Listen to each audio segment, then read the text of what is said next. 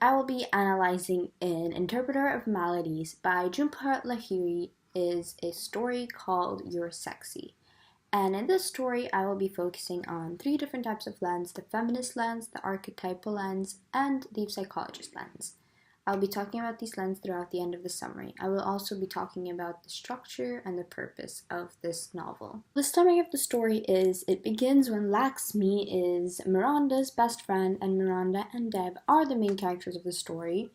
But starting from the beginning, Laxmi is on the phone with her cousin who just got cheated on by her husband, and she's talking about it to Miranda, telling her how horrible of a husband he was and how ashamed he should be. Then throughout the story, Miranda goes to the mall and meets a man named Dev, where they fall in love at first sight. Dev is married, where Miranda is basically following the footsteps of Laxmi's cousin. Miranda chooses to hide the fact that she is in a relationship with a guy who is married from Laxmi because she is scared of judgment. Miranda then keeps on seeing Dev secretly when his wife is not in the country, and then when his wife is, she realizes that he does not see her at all. In one of her dates, Miranda and Dev went on this bridge and it had the most beautiful view. And Miranda was standing, and then Dev smiles at her and says, "You're sexy." Miranda did not exactly know what he meant, and throughout the whole entire novel, "You're sexy" is talked about, because it's one of the most symbolic messages throughout the story, because it has a secret meaning, which I will explain later, that Miranda actually finds out. So one night, Laxmi asks Miranda if she does not mind babysitting her baby cousin, and of course Miranda, as her best friend, decides to babysit her baby cousin. During the evening, when she is babysitting her baby cousin sees a beautiful dress in her closet that Miranda in fact bought to wear for Dev. When she is babysitting her baby cousin and she tries on the dress for him because he asks her to, he looks at her and the little boy says, "You're sexy," to Miranda. And automatically Miranda thinks about the time when Dev called her sexy. She becomes so confused because how come a guy who she's in love with and a little boy is saying the exact same thing to her, and what does it mean? Later, Miranda actually finds out that the meaning behind the symbolic message throughout the novel actually means that when you tell someone you're sexy, you're basically telling them that they're beautiful, but at the same time, you love them without even knowing it. Miranda decides to phone call Dev because he stopped replying to her. So she phone calls him one night after the baby cousin leaves and asks him, "Do you remember calling me sexy?" And he says no. Then she asks him, "How come you haven't called or texted me?" And he said, "I've been really busy." But later does Miranda find out that he was actually with his wife because his wife is back in town. That's when Miranda realized that she has to stop with this love affair. Toward the end of the story, Miranda realizes that she's tearing a family apart when Laxmi keeps talking about her cousin's situation with her husband, how lonely she's feeling, and how could a woman tear a family apart. And that makes Miranda think about what she is doing. So she decides that she will stop seeing Dev, and also realizes that Dev will not ever leave his wife and that she will forever be a side woman, and she does not want that.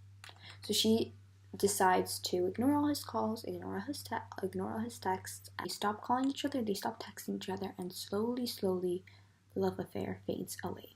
Lenses that are used in You're Sexy is the feminist lens, the psychologist lens, and the archetypal lens.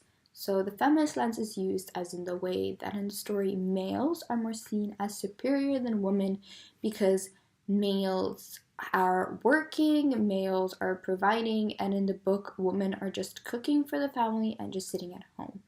And it speaks about how there's an example how Dev travels for work all the time, and he was telling to Miranda how his wife always waits for him in the house and she does not work and all she does is take care of children. So that's type of a feminist lens. The next lens is archetypal lens, and it's when a reoccurring character way or a reoccurring theme throughout the novel. So, for example, in this novel, the reoccurring theme is the cheating, where Dev is cheating on his wife, as well as Laxmi's husband was cheating on her. Another recurring theme is love. The whole novel is basically based about love. And the next recurring theme is the word, you're sexy. The message that you love someone without actually knowing it. The last lens is the psychologist lens, and the psychologist lens is basically the way a person acts or the way that they do their actions and stuff. And Dev is very secretive, and he tries to hide things, and he tries to hide from his wife, he tries to hide from Miranda when his wife is in town, and that can be seen as a very secretive person. As well as Miranda. Miranda does not want to tell Laxmi that she is in a relationship with a guy who's married because she's scared of judgment. So the next story in Interpreter of Maladies is called Real Derwin. Real Derwin is a story which focuses about a woman named Brima who is a gatekeeper under this luxury building, and she keeps the keys for the different residents for their apartments in the complex. She is rewarded with free tea and she sleeps right underneath the building. She is very talkative, and she really likes to talk about the way that she used to live in her past life. She talks about how she was the wealthiest and the richest woman in her past life and how everyone was so jealous of her. One day, the richest family that lives in the complex leaves for a 10-day vacation.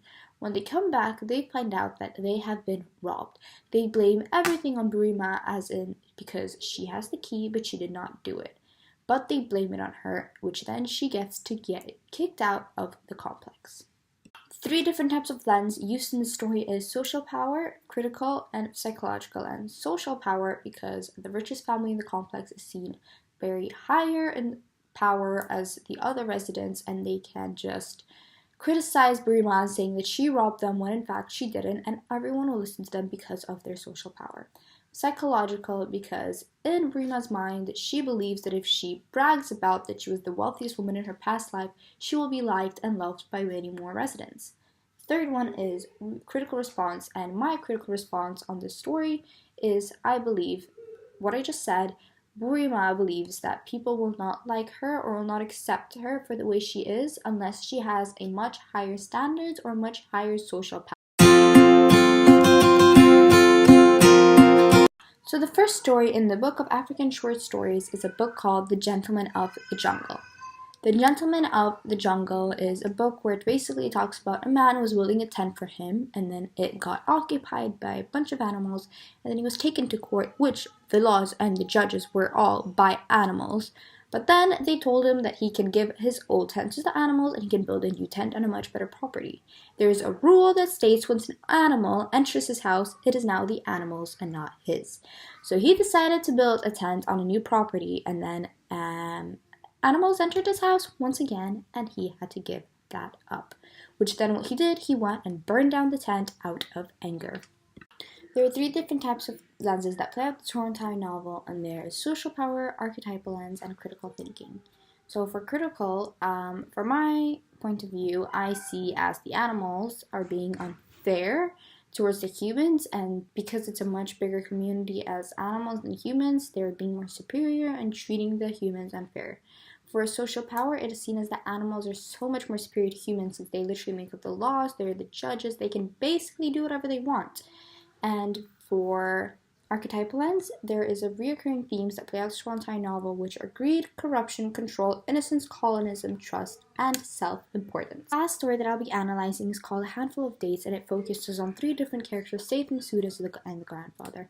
So Saith really looks up to his grandfather because he thinks he's this amazing guy, and Masood is a guy that lives in the community who sells land every time he gets remarried. Saith one day asks his grandfather if people like Masood, and grandfather replied no. So then Saith finds out that actually grandfather uses Masood's problems with remarriage as a profit, and every time he gets remarried, he actually gets profit from that, and Saith starts seeing his grandfather as a very selfish person in his eyes.